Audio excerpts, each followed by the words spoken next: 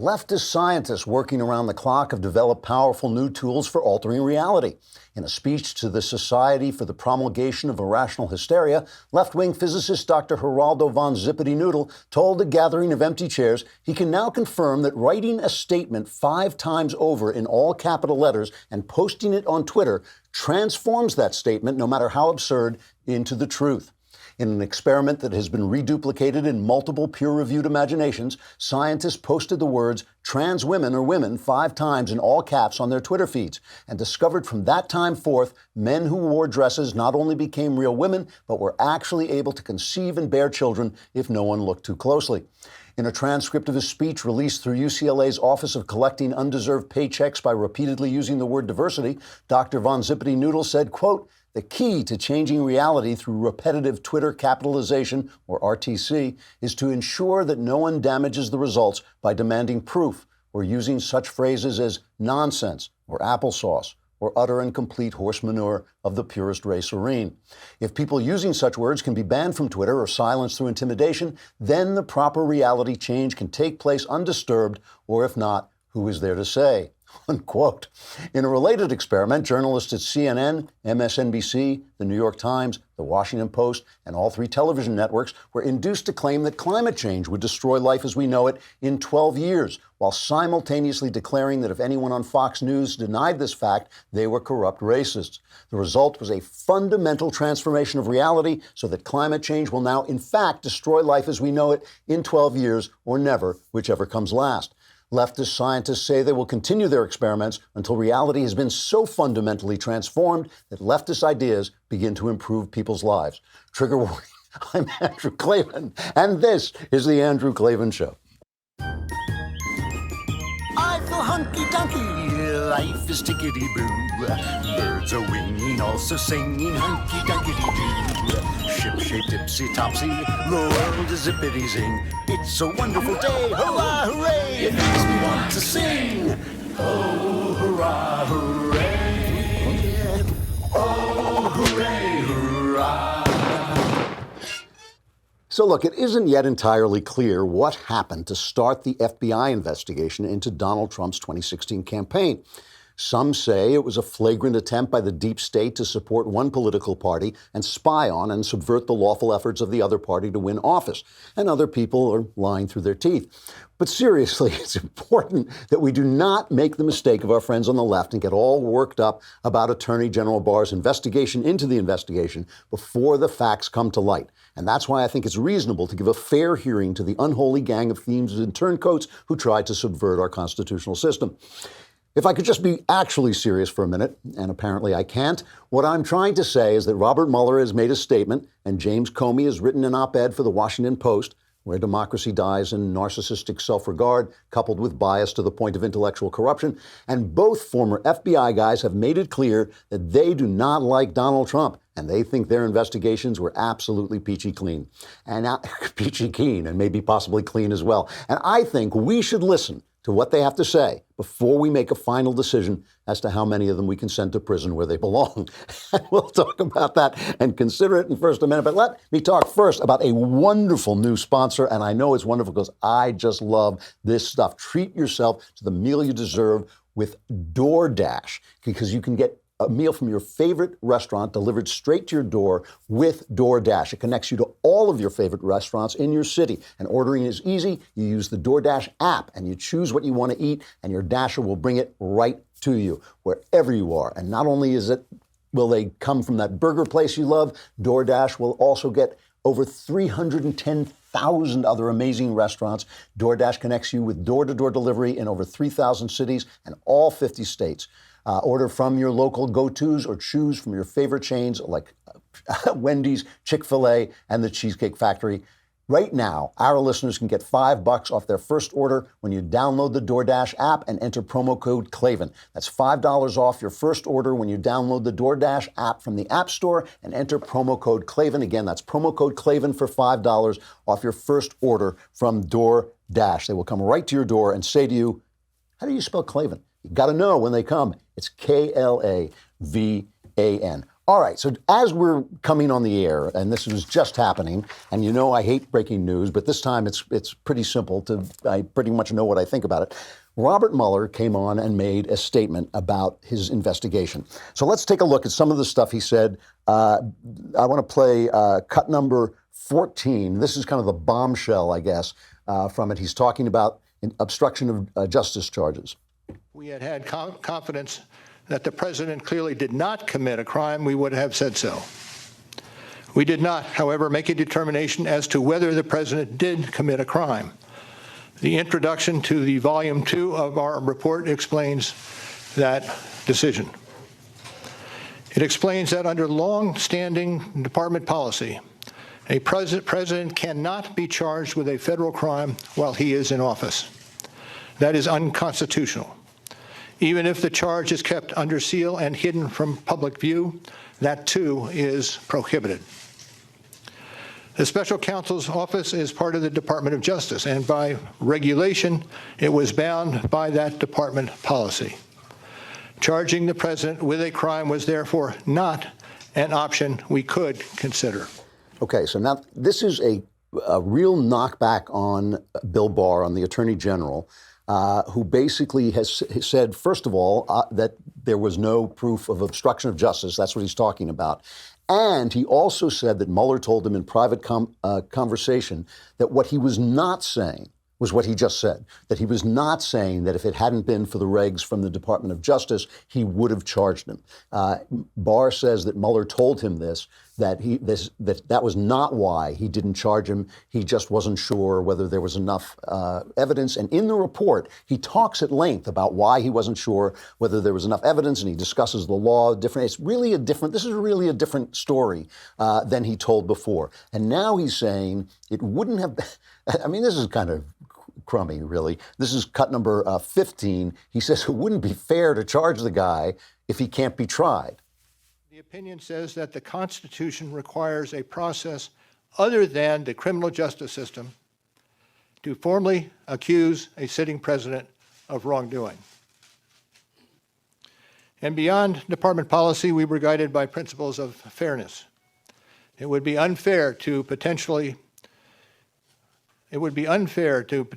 accuse somebody of a crime when there can be no court resolution of the actual charge. Now, that's really stinky, in my opinion, because essentially what he's saying is if it weren't for the regulations, we would have charged him, and it's not fair to charge him without trying him, and now I'm charging him. I mean, that really is what he's saying. I mean, this is the investigator, this is the special counsel. This guy has authority when he speaks. This is a very, very strange thing for him to do. It is almost impossible for me to not see this in connection with Donald Trump's allowing Barr to declassify information about how this investigation started. This does seem like a bit of running defense. And the other thing is, I think, this is true with Comey, too. I don't think Comey meant to put Hillary Clinton and the Hillary Clinton campaign in a jackpot the way she did. But this puts the Democrats in a big jackpot, okay? Because now the Democrats, the forces in the Democrat caucus that want to impeach are now supercharged. Because I just don't see how you can hear what he just said and not hear him saying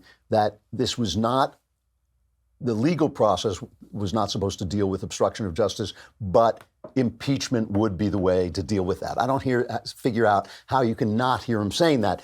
So now Nancy Pelosi, who's been like Ben-Hur on the chariot, trying to keep this impeachment chariot from running around the track, because I don't think she thinks it's a very good political idea, with the economy doing so well, with us at peace, with the country doing well, does the country really want to watch the Democrats impeach Donald Trump when they know it can go nowhere because the Senate is going to spit in their eye, right? I mean, the Senate is going to throw, it's kind of like, remember, they got to get 2/3 vote in the Senate, and there's no chance of that. So it's actually like they're basically going to go through this. They're going to tear the country apart. They're going to set us all against each other. They're going to give the newsmen stuff to talk about. The whole treason brigade is going to be out there shouting at Trump again. And then it's going to be like, yeah, nothing. Forget it. Get out. Really? Do they really think they can pull that off? well, maybe they can figure out a way to do it. Listen, just because it didn't work when the Republicans did it to Clinton doesn't mean it won't work now. Trump obviously thinks it's a great idea. He's waiting, he's goading them, he's waiting for them to do it. And now it just seems to me Mueller just put him in a position where that side of the caucus is going to be much, much more powerful. Finally, the last thing Mueller said is, screw you guys, I'm out of here. That my report was my mic drop. I'm gone. We appreciate that the Attorney General made the report largely public, and I certainly do not question the Attorney General's good faith in that decision. Now, I hope and expect this to be the only time that I will speak to you in this manner. I am making that decision myself. No one has told me whether I can or should testify or speak further about this matter. There has been discussion about an appearance before Congress. Any testimony from this office would not go beyond our report. It contains our findings and analysis and the reasons for the decisions we made. We chose those words carefully, and the work speaks for itself. And the report is my testimony. I would not provide information beyond that which is already public in any appearance before Congress. In other words, that's what I got to say. I said what I have to say. You know, you figure it out. I think he did add this little bit of a bombshell, which is no bombshell whatsoever, because it contradicts a lot of what's actually in the report, and it also, it not only contradicts what's in the report, it contradicts what Barr said he said in the investigation and the IG investigation. It's not just the John Durham investigation in which Trump has said Barr can declassify stuff, and Durham is a guy who studies dirty cops, as Gorka put it yesterday so politely. And of course, the IG investigation, Horowitz, he has got a great reputation. So that's going to proceed. All that is going to proceed. You know, before I came in here, I was talking to Jess in the makeup room, and we were talking about the fact that no matter where you live, because we were talking about all these horrible disasters in the Midwest, these tornadoes, it's just been absolutely devastating. But we're saying we live in California where there are earthquakes and fires. Anywhere you live, there can be an emergency. Wise Company will get you freeze-dried food that's easy to prepare and can be stored for up to 25 years so you're ready if a disaster comes. Wise Company takes an innovative approach in providing dependable, simple, and affordable freeze-dried food for emergency preparedness and outdoor use. Government resources, you know, when a disaster happens and seconds count, sometimes government resources are minutes, if not hours, if not weeks away, and it can be a long time before you get to fresh food and water. This solves your problem. Get prepared today. All you need is 4 cups of water, and it doesn't even need to be hot water. You take the contents of the pouch they send you, pour the water in, stir, cover, and that's it. In 15 minutes, it's ready to go for your family, no matter what the situation. This will give you peace of mind and food, which is something you're going to need. This week, my listeners can get a 1-month grab-and-go emergency food kit at 50% off at wisefoodstorage.com/Klavan by calling 855-474-4084, 855-474-4084. Shipping is free, and the kit includes 2 easy-to-carry buckets full of a variety of emergency food and 1 survival backpack loaded up with food and gear. Wise has a 90-day, no-questions-asked return policy. There's no risk in taking the initiative and getting yourself prepared. That's wisefoodstorage.com/Klavan to save 50% off a 1-month grab-and-go emergency food kit. And I know what you need to know in an emergency. How do you spell Klavan? It's Klavan. No E's in Klavan. I just make it look like that.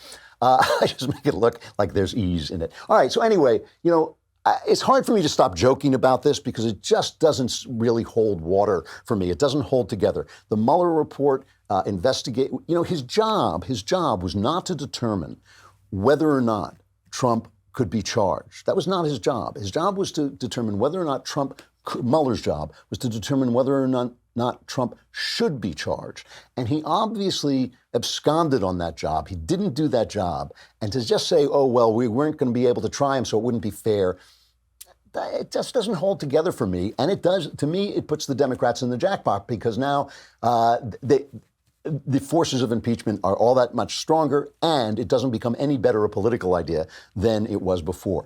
Then we have James Comey, who is a far, far less attractive character than Robert Mueller. Mueller has kept his head down. He did do his investigation. He did what he was sent to do, which, remember, was not about obstruction of justice. It was about the Russia collusion case. Comey has just been a sanctimonious pain in the butt. I mean, he really has. He's been a partisan. He has completely destroyed any reputation he might have had for wisdom or self-containment. He has just been a complete self-justifying, sanctimonious. He's the kind of guy you, like, if he shows up at dinner, you're rolling your eyes thinking, I'm sorry we came to this place. So he writes a piece in the Washington Post where democracy dies in rampant self-regard. It's called No Treason, No Coup, Just Lies, and Dumb Lies at that. So if you have any doubts about James Comey's investigation, you are dumb. And here's some of my favorite parts, okay? He says, it's tempting for normal people to ignore our president when he starts ranting about treason and corruption at the FBI. I understand the temptation. I'm the object of many of his rants, and even I try to ignore him. Nyuk, nyuk, nyuk. But we shouldn't, because millions of good people believe what the president is saying. It's not healthy now. That's in normal times, that's healthy, but not now when the president is a liar who doesn't care what damage he does to vital institutions. We must call out his lies and that the FBI was corrupt and committed treason, that we spied on the Trump campaign and tried to defeat Donald Trump. We must constantly return to the stubborn facts. Russia engaged in a massive effort to interfere in the 2016 presidential election. Now, by the way, Mueller said this as well. And in Comey's piece, he puts in two links, right? One of them is to Mueller's indictment, in which he had defendants posing as U.S. persons, creating false U.S. personas, how they operated social media pages. This is from the indictment, and groups designed to attract U.S. audience. I mean, this is what they did. I find it hard to believe they don't always do this and that we don't do it back to them. Essentially, they did what Americans do, which is they tried to put forward ideas, and they did it. They keep saying they did it to help Trump. It's so important to remember this. No one on the face of the earth thought Trump was going to win. No one. Some of the people who did had no idea what they were talking about. Guys like Henry Olsen, who thought it would be close, they did have ideas what they were talking about. But the fact is, Vladimir Putin could not have had any idea that Trump had any chance of winning this election. And so what I think he was doing is just starting trouble. The idea that he was supporting Trump is kind of ridiculous. I think what he was doing is supporting Trump because he thought Hillary was going to win and he wanted to delegitimize the next president of the United States. That's what he thought, okay? So that's the first thing. He links to the indictment, and then he links to another Washington Post story saying that James Comey says that there was Russian interference. So he's linking to himself, although he may not have set up the links. But anyway, we accept that the Russians did tamper with the election. Nobody has any problem with that, and nobody has any problem with the FBI investigating it. In April 2016, that advisor talked to a Russian, in 2016, I want to make sure, in late July, when we were hard at work trying to understand the scope of Russia's effort, we learned that one of Trump's foreign policy advisors knew about the Russian effort 7 weeks before we did. In April 2016, that advisor talked to a Russian agent in London, learned that the Russians had obtained dirt on Hillary Clinton in the form of thousands of emails, and the Russians could assist the Trump campaign through the anonymous release of information. This, of course, is George Papadopoulos. And I know this stuff gets incredibly complicated, but just in case we can clarify it a little bit, right? George Papadopoulos worked for the Trump campaign for 3 months as a foreign policy advisor. He had a meeting with this guy, Joseph Mifsud, who is nobody even knows where he is anymore. He seems to have disappeared. They keep saying that he's a Russian agent, but there's also some evidence that he, in fact, and his lawyer, Mifsud's lawyer says this, that he worked for the FBI. So we don't even know where this information came from, right? We, the public, we, the people, don't know. James Comey can say it.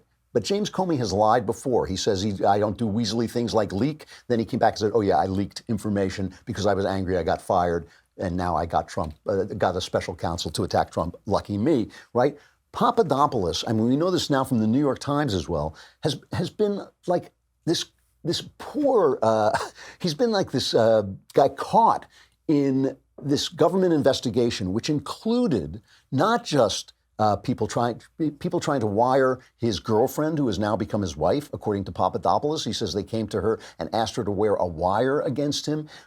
This woman, Azra Turk, who seems to have been maybe a CIA operative, he says she tried to seduce him. She acted in a seductive way to get information. I mean, this is very, very strange, over-the-top stuff. So Comey's argument that, oh, we were just doing our hard, diligent work, maybe I'm willing to say that remains a possibility, but it sure doesn't sound like what was going on. This guy works for the Trump campaign for 3 months. He talks to a guy. We don't even know if he worked for the FBI or the Russians or both. We don't even know where he is.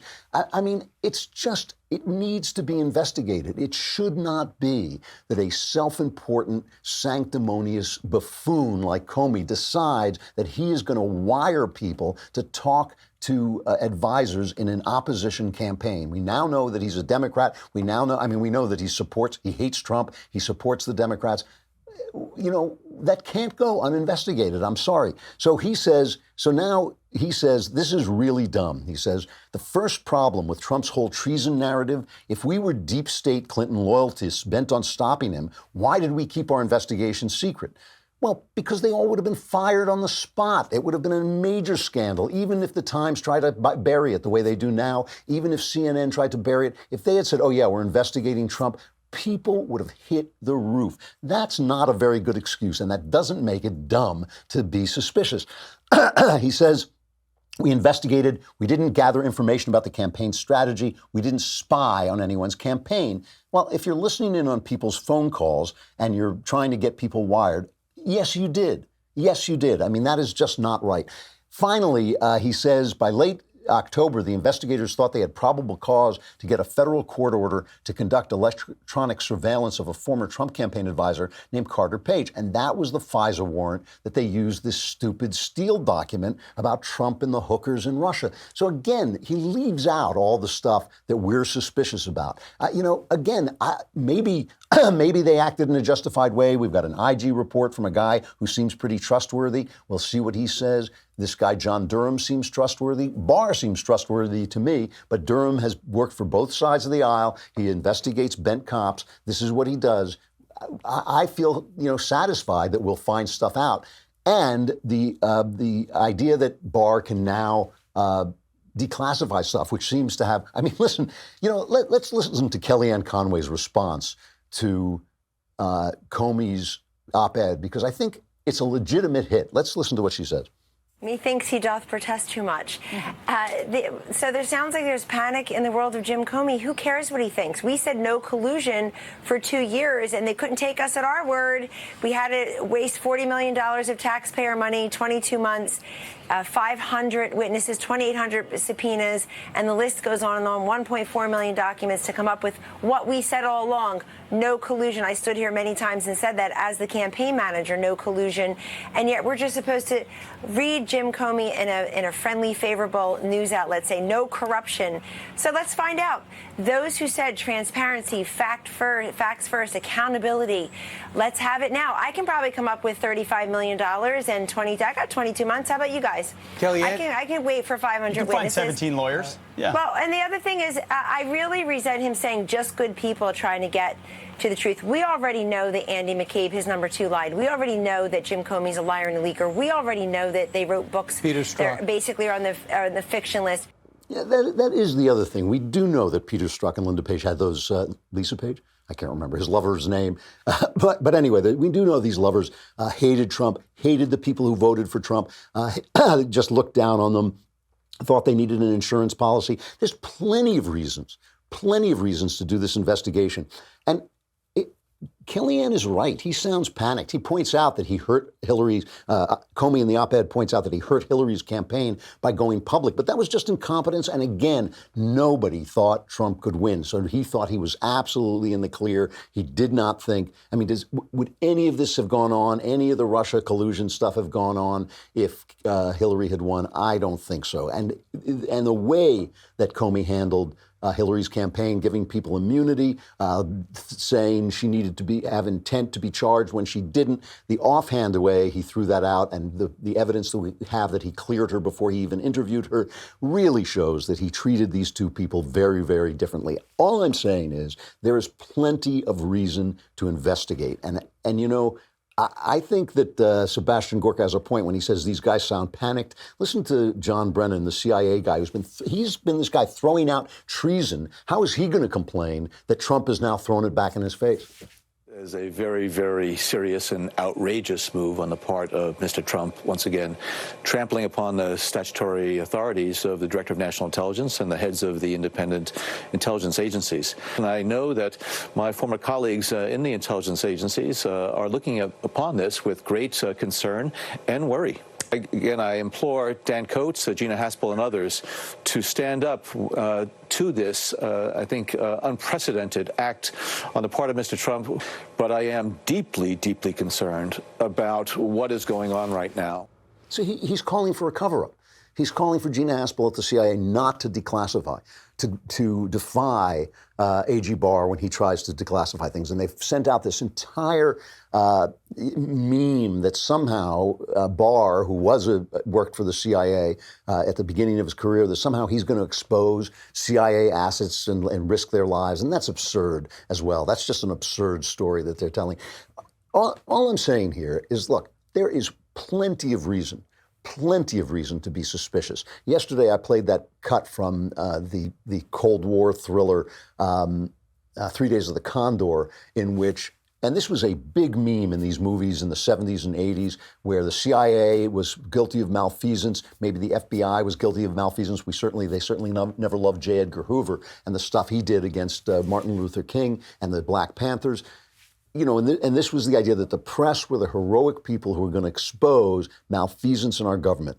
It is sickening. It is sickening. The most sickening. It's not sickening to me that John Brennan, who we already know what he is. It's not sickening to me that he calls on the CIA to cover up. It's not sickening to me that James Comey, because we already know what he is. It's not sickening to me that he defends himself and calls us stupid for being concerned. It is sickening to me that the press, which has put itself forward as the truth to power people, that has put itself forward as the constitutionally protected guardians of our constitutional rights, is suddenly like, CIA malfeasance? Who cares? Do we have to defend our sacred intelligence institutions, which, by the way, under the last president, lied us, quote unquote, into war by telling us that Saddam Hussein had weapons of mass destruction?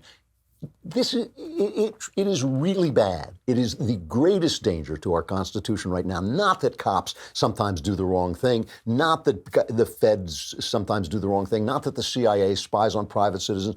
All that stuff is dangerous, but it wouldn't be dangerous if we had a press that was out to investigate any abuse of power, no matter which side it's on, and we don't. And by the way, some of this is on the right, because the right, just like it doesn't fund movies, just like it doesn't fund, women's magazines, just like it doesn't support the arts and culture, doesn't support reporting. Where are the right-wing reporters, except on the Bret Baier show, and some at the Washington Post? But where are at the Washington Post, I'm sorry, the Wall Street Journal? Where are the big institutions that don't just put out opinion, but actually pay for investigative reporting? This is the stuff that's dangerous. Comey's got no case. Mueller, I don't know. That was a little self-serving. I'll look at it again and see if I can be a little kinder about it. But I don't think so. The point is, the investigation, Barr's investigation, is utterly justified, and the press should be on his back to get him to get to the bottom of it.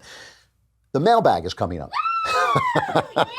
That's just what I was going to say. I was just going to say, you got to come over to dailywire.com, because you have to subscribe if you want to be on the mailbag. You can listen to the mailbag, but if you want to ask questions and have all the problems of your life solved, you kind of come over to dailywire.com and subscribe. It's a lousy $10 a month. It's $100 for the year. You get the Leftist Tears Tumbler. You get me. You get Shapiro. You get Knowles. I think we give you a discount for Knowles. And you get Matt Walsh. You get great. I mean, this really is a good deal if you subscribe to dailywire.com. And most importantly, you have the money. We want the money. If you were listening to us backstage, the God King, Jeremy Boring, put forward the fact that your subscriptions keep us going when the left attacks our sponsors. which they do. So please subscribe, and then you can be in the mailbag. Then I can solve all your problems, and then you'll think you won't even miss the $10.